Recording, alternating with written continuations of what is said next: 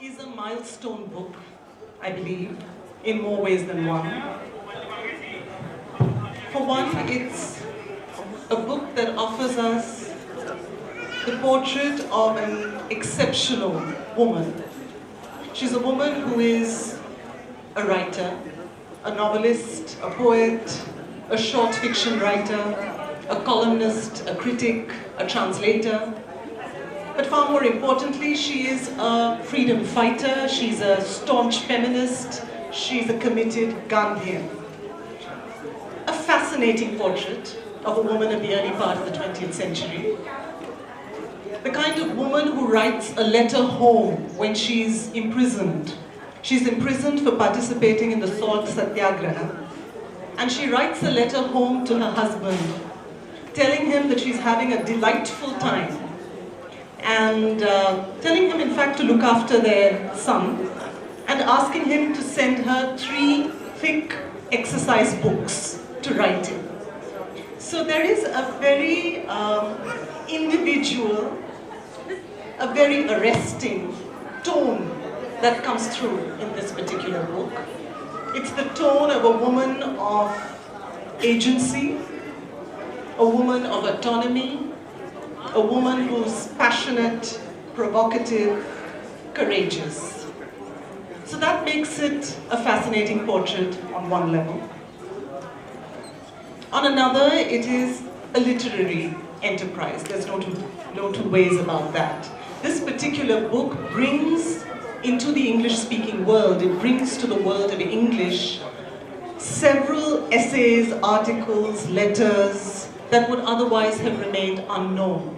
So it becomes an important act of literature. It's also an important archival document, bringing from Oriya into English a whole literary planet unto itself. And perhaps most fundamentally, this is a book of cultural retrieval.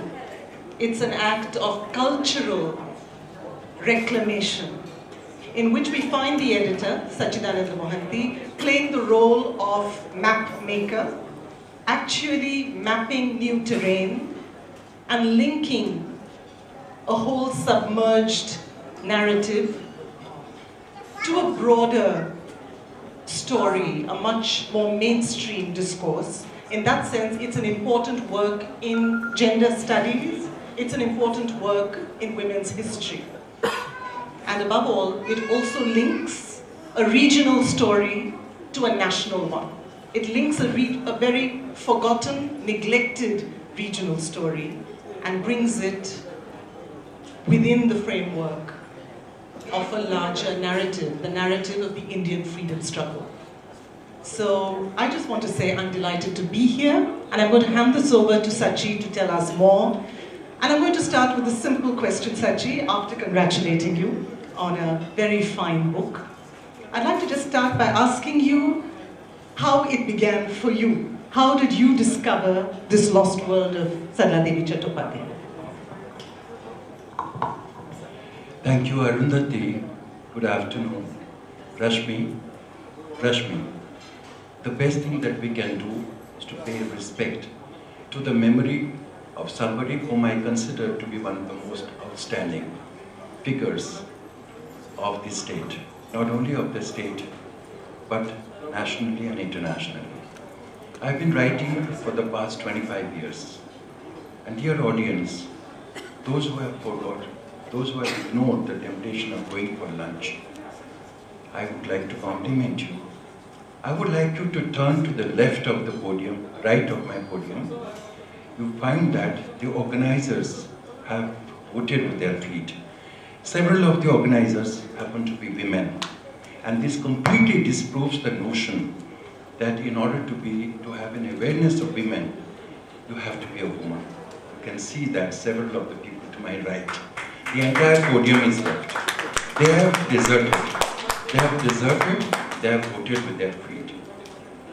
Turn back, dear audience, and see how sparsely, for example, the audience is right now.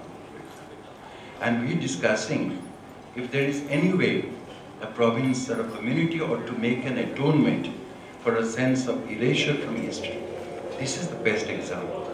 Since last 25 years, I've been writing and I've been researching, and I have not come across anybody who deserves it as much as Sarala Devi.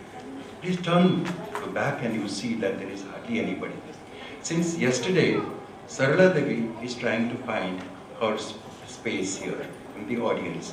And it's been incredibly difficult because all kinds of pressures have been there to accommodate this and that. And finally, at lunch break, when most of the people have gone, and I think it is only appropriate because indeed it is symptomatic of the kind of an erasure which women in general have really suffered from in women's history, and Sarala Devi in particular in the context of Orissa. Arundhati, thank you, because when I launched this project of myself, and I discovered her writings in the summer of 1995, I told myself, because I just went, I was doing a project called Lost Tradition, Early Women's Writing in Orissa, 1866 to 1950. And I asked a male colleague of mine, a critic, a language critic, I said, what has happened to those writers? Why is that our own canon or anthologies don't mention about women writers? And he said, in his own kind of domineering male psychological point of view, he said, well, if they were good, they would have been there. And I asked this question, but who is it who is really making anthologies, the collections? Again, the male writers. So we need to really look at the entire business of anthology making and productions in a new fashion. And as I said, they could be, they could be patriarchal women and they could be feminist men also. This notion that only women are feminists and males are male chauvinists, I don't approve of this. And not too many of these fine, feminists who have contributed to a project of this kind. You will notice that the foreword has been written by a very well-known feminist who has done considerable amount of work in the context of Bengal. So as I went to the house of Sarala Devi, and I discovered some of the letters that she had written. One such letter was written in 1930 to her father, to her husband, Bhagirathi Mahapatra, in Vellore chair, and there was sellotape, and the letter, not only this, but the other manuscripts, were literally eaten up by cockroaches. And the first thought was to go to rush to a photocopy machine and to save it for posterity, save it for the future, and that's what I did. And I've spent nearly 20 years, and I told myself, because when one of the granddaughters of Sarala Devi, Bharati, told me, Sachibai, what will happen? Nobody bothers about these things. I said, well, I'll do something. And I would like this to be published by the best publishing house in the country, namely the Oxford University Press. And when the offer came that, there should be a conversation, and I appreciate Rashmi, who said there could be a conversation. I thought I must really think of one of the best feminist poets of the country that I reckon with. And Arundhati, according to me, is one such. If I were to think of 5 best poets in Indian English poetry, I would think of Arundhati. I've read her poetry. As the chair of the English department of Hyderabad University, I had the good fortune to invite her for the Srinivas Raipal and English department, their first prize. And I'm very happy. OUP has published the book. Arundhati is there.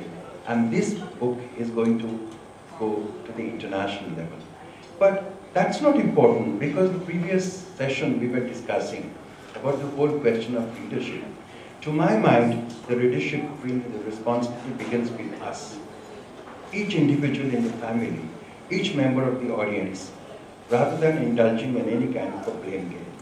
So Arundhati, to put it very deeply, I'm very happy that towards the back end of my career, after doing early women's writing in Orissa Lost Tradition, I discovered a number of writers like Reba Rai, like Rama Devi, like Vidut Prabha Devi, my mother, and others, Basant Patnaik, Basant Kumari Patnaik. But 2 of the discoveries I had made was Salubala Das, and I did a separate book which was produced by the Sahitya Academy, And this is for Sarala Devi by the Oxford University Press.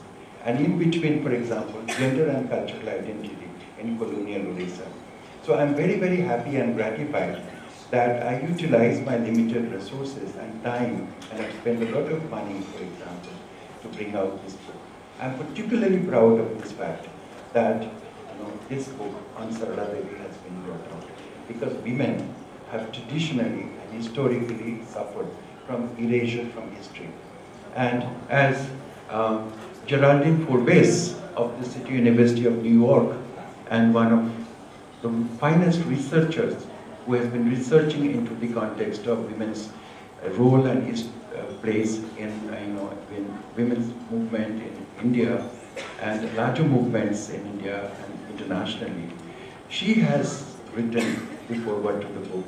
I'm particularly pleased because she said that we feminists and researchers are beginning to learn about the role of women activists and feminists like Sarala Devi. To my mind, that was the vindication of the effort that I had made. Thank you. I think I'm one of the many, I think I see several more women than I did when the session began. That must be a good sign. And it's perhaps an indication of the fact that I haven't had lunch, Sachi, that made me introduce her as Sarala Devi Chattopadhyay. This is The Lost World of Sarala Devi. That is the title of the book. I had a question that arose for me several times when I was reading this book. And the question was, how did this woman, who clearly played an important role in public life in her times, this is the first Oriya woman, if I'm not mistaken, who courted arrest during the freedom struggle. How did this woman, vocal, articulate, passionate, how did this woman get so completely erased from even the memory of her home state? How did that happen? Well, it really calls for a full-fledged sociological inquiry, an inquiry about the trajectory that the province of Orissa has really taken. And in order to understand this, I partly found the answers in the earlier book of mine, which was published last year, again by the Oxford University Press. It's called Periodical Press and Colonial Modernity, Orissa, 1866 to 1936. I begin to understand as to why, for example, Orissa has been an area of darkness from the cultural point of view. When people talk about the culturally rich Orissa, they obviously talk about the Odissi dance, the temple architecture, and I'm not referring to them. I'm referring to the intellectual tradition of Orissa. Why is that, for example, Orissa became a kind of a ran-train shadow area, and when the British settlement took place in Bengal. So we have to really go to history, and we really find answers to this. But to put it very, very succinctly, about Sarala Devi, and she has herself written this, because before the freedom struggle itself, 1936, when the first election took place, and people were talking about the use of Oriya language, she was elected to the provincial assembly. Sarala Devi was elected to the provincial assembly. And she was given an opportunity to be a speaker for one day. And guess what she did for one day? And she decided to speak in Oriya. That the ruling that she gave was in Oriya. And she says that it was a conscious decision. And at the age of 16, she gets married. And 4 years later, her husband, Bhagirathi Mahapatra, a staunch Congress member, takes her to the Nagpur session of the Congress party. And then, of course, she is quoting imprisonment, and she goes to Vellore jail. So you can see that there has been a tremendous success story. And she is a cousin of Rama Devi, and then Malati Chaudhary later on, of course. They are very well-known figures also. But post-independence, clearly she felt sidelined, because this province, it might be really good in many respects, but it hasn't had a space for outstanding women. Orissa as a province, I am sorry to say, hasn't had a place for outstanding women. Some of the finest women of our own state have ended their life early. Look at the tragedy, for example. They passed away much early. Look at the tragedy of Kuntala Kumari Sabat. she has been considered to be a tragic poet. Look at the fate of my own mother, Prof. Devi, and she was described as the second Uttara Kumari. She died at the age of 51. And look at this condition of Sarala Devi. Now, when we see women, for example, straddling in the landscape of Odisha today, in IT and other spheres, well, this doesn't really impress me, because what impresses me is the sense of continuity in terms of the intellectual tradition. And I do not find, as a researcher, the sense of continuity which I find in Bengal, in Kerala, for example. And this is a sense of loss. And this, if there is any factor, and I'm not a sociologist, and I cannot really speculate about what are the factors. She herself has written, and I don't think that what she says, I think it is facetious, it is superficial what she has said. In one or two places she says that we wanted to stand for election, my husband Bhagirath and myself, and the Congress party has not given us the ticket. I don't think that is the factor which is responsible for the erasure of Sarala Devi's memory from our own mind itself. She was born in 1904 and she died in 1986. Today, when my book is published, even in Indian Oriya press, for example, people say Sarala Devi. They don't even know Sarala Devi, whether Sarala is Danteso or Talbeso. So this is a tragedy. This is a tragedy of monumental proportion. And this is a tragedy which is really testified by the kind of a treatment that in this kind of a premier literary festival that is taking place. I'm not so happy that I was invited to speak yesterday, for example, in the 2 sessions. Because I don't think that it is important for me to have the appearances. I have had so many appearances in my life and career. But I have told myself, if I were to do something, I will do it my way. If I were to do research and publish books, I will do it my way. And if I were to appear here, I will do it my way. It doesn't matter how many people are there in the audience. But what is important, as Tagore said, is a belief in yourself. And I think Sarala Devi's greatness lay in the fact that she had enormous faith in herself. She never bothered about, whether she was going to be lionized, whether she was going to get awards.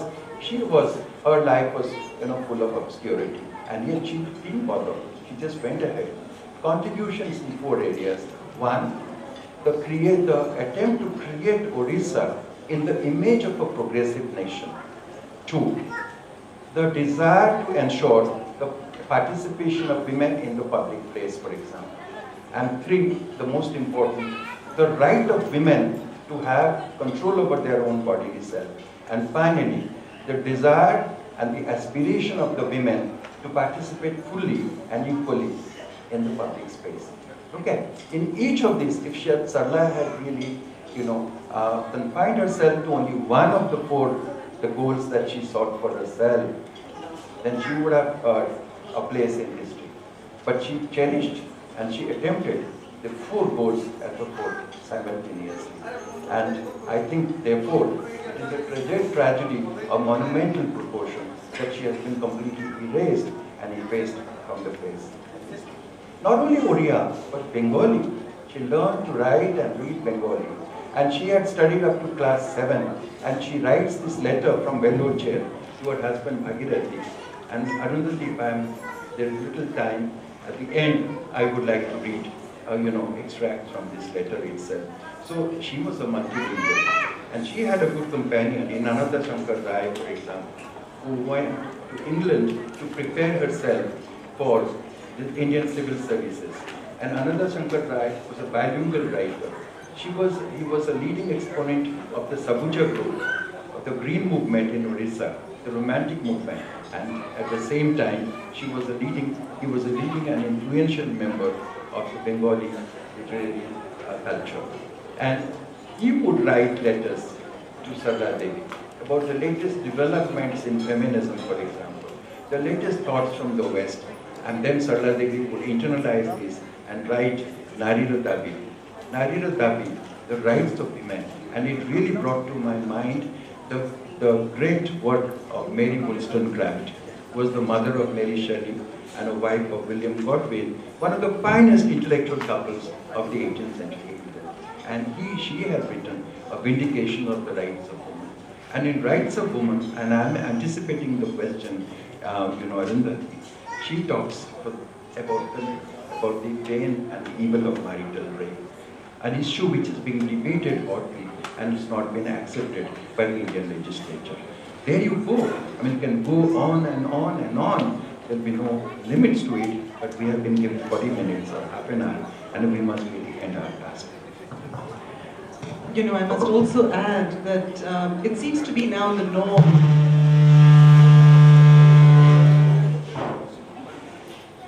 It now seems to be the norm in conversations of all kinds, on television, and this seems to have leaked into literary festivals too.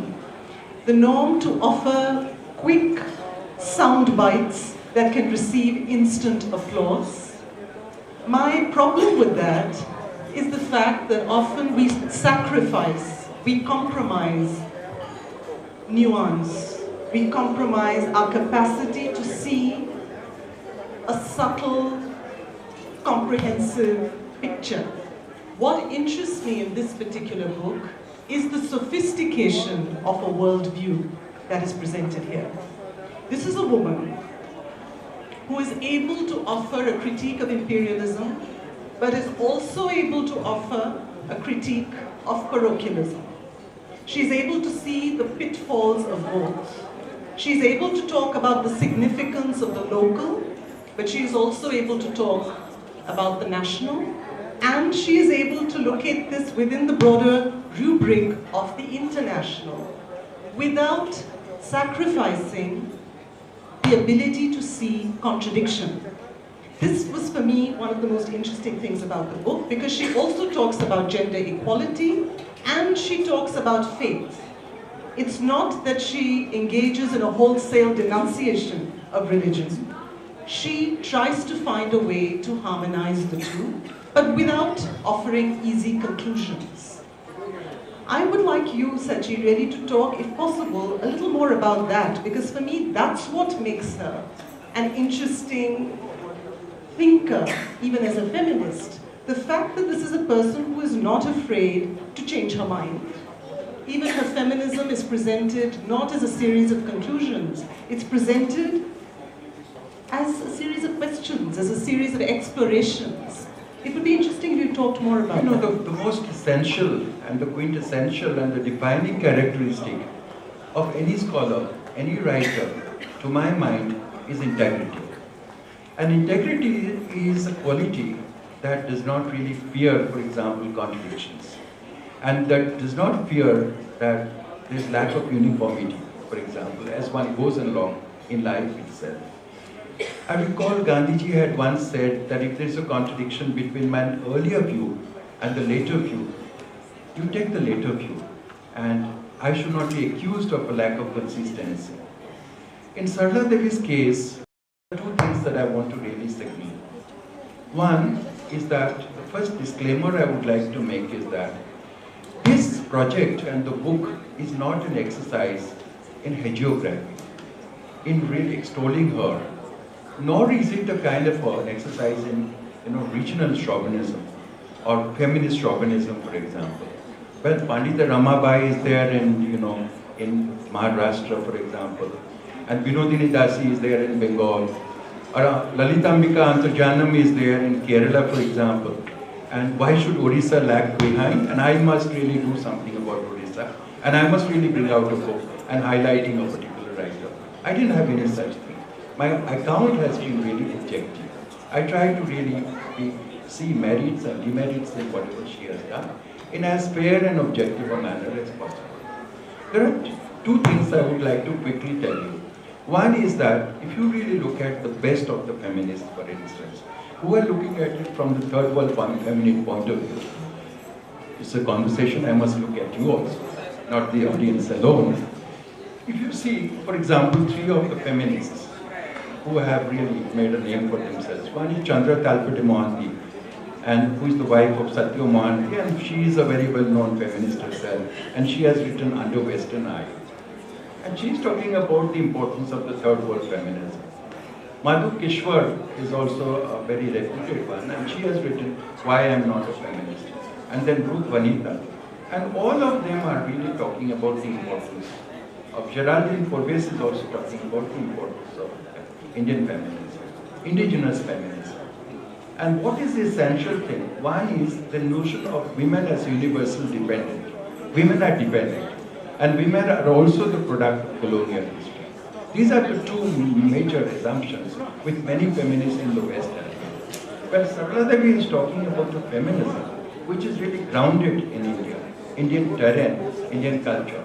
And secondly, she says that our own critique of women ought to be really of the institutions like religion, etc., ought to be context specific and has to be informed by particular history of women in different societies. So rather than really making a sweeping judgment about religion being uniformly oppressive, that has been the traditional approach of most of the feminists. Religion is uniformly oppressive. She's rejecting that view. She says which religion, in which society, which period, for example. So I think our own account and critique ought to be really informed by those considerations, rather than making sweeping remarks. So that is what I would say.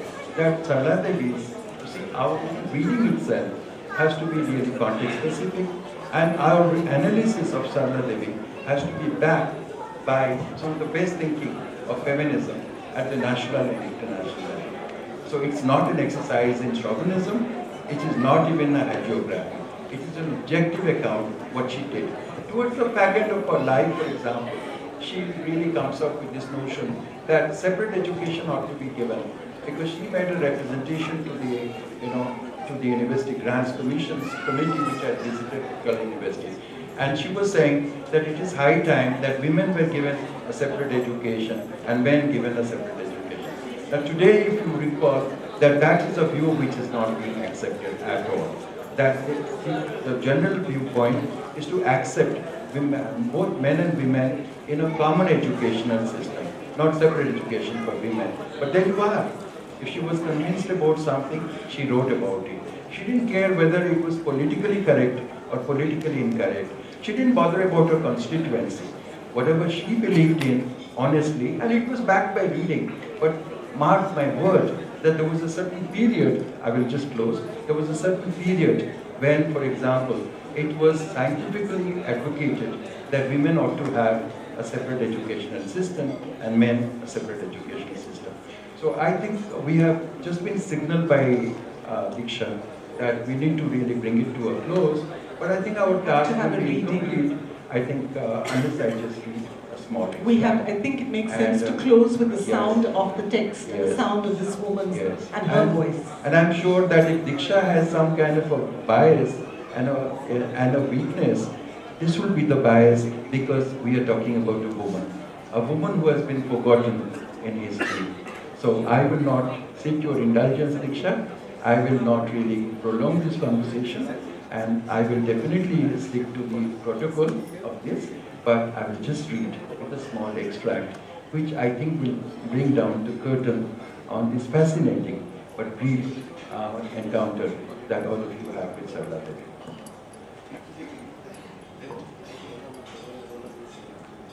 And while he hunts for the right page, may I urge you to go out after the session is over and get your own copies of the book. It's a book that needs to be owned. Copies of Sarala Devi, The Lost World of Sarala Devi. And people have liked this title. And they were really coming up with all kinds of titles, academic minded. So I told Rekha Natarajan, the commissioning editor, I said, Rekha, just give me 2 minutes. And I just closed my eyes and just imagined intuitively. I may not be a poet, but at least I am the son of a poet. So intuitively, this title came before my eyes, The Lost World of Sarala Devi. I think, in an uncanny, striking, and stupendous manner, this really captures the spirit of the life that Sarala Devi lived. Allow me to just quote 2 extracts before you. This is from Narira Devi. Who doesn't know the plight of women? A woman's place, after all, is in the recess of the house, in the darkness of the underworld. This is something which must be so familiar to all the women who are present here, including the educated ones. She has no way of knowing the ongoing conflicts in the world and the struggle for existence everywhere. Virtually blind, our sole business is to serve and nurse the men in the family. Of course, no one is saying that nursing and service have no value. Isn't it, however, unbecoming of civilized society to turn out fully like females made to work under duress, to learn and acquire knowledge, to have pleasure in the place of work? All these are unfortunately beyond the scope of women today. Her whole world is confined within the four walls of her household. Her life revolves around food and toil. Women today are the presiding deities in the kitchen. Little wonder then that whenever we are reminded of women, our attention is naturally drawn into the dark corners of the house. This is Narila Devi. She wrote this in 1930 and she published it herself because no publisher could come forward. And she gave the name of the publishing house, Hindustan Granthama, and she spent her own money to publish this.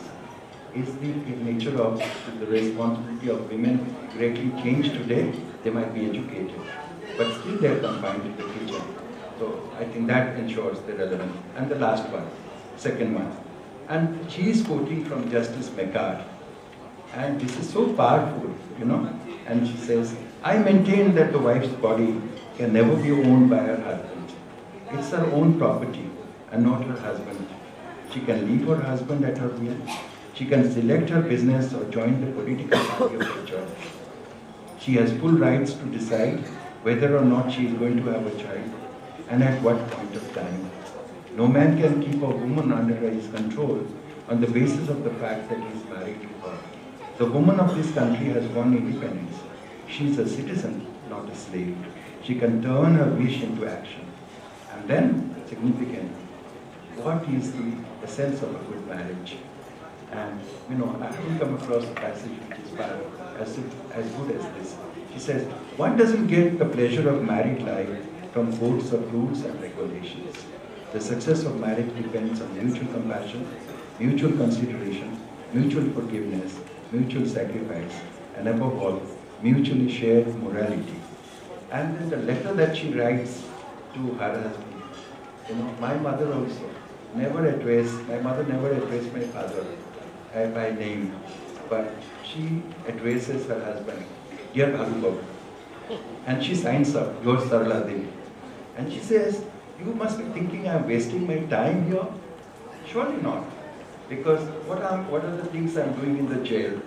I'm reading Rabindranath Tagore, we are having Chota Hajri, and I am meeting, you know, two beautiful Andhra ladies, Durgabai, she becomes Durgabai Deshmukh, and then Kamala Devi Chattopadhyay, and then, you know, you must buy some khadi sarees for me and send them to. What about our little Tikkun? Have you forgotten about him? You had promised me that during my imprisonment, you're going to really take care of him, and you're going to put him in the Alakashram. And I also suggest that you go to Alakashram yourself, because the child's future depends on the kind of care that he receives, and this is what you're going to do. So you can see that, you know, Sarala Devi, you know, it's an incredible woman, the lost world. You're interested, pick up a copy, and Oxford University Press is going to give you a handsome discount. Thank you very much. Thank you. It's also a chance to get it signed by the editor himself, if you pick up your copies today. Thank you so much. We request Mr. Kamalakanta Das to please present mementos to our panelists.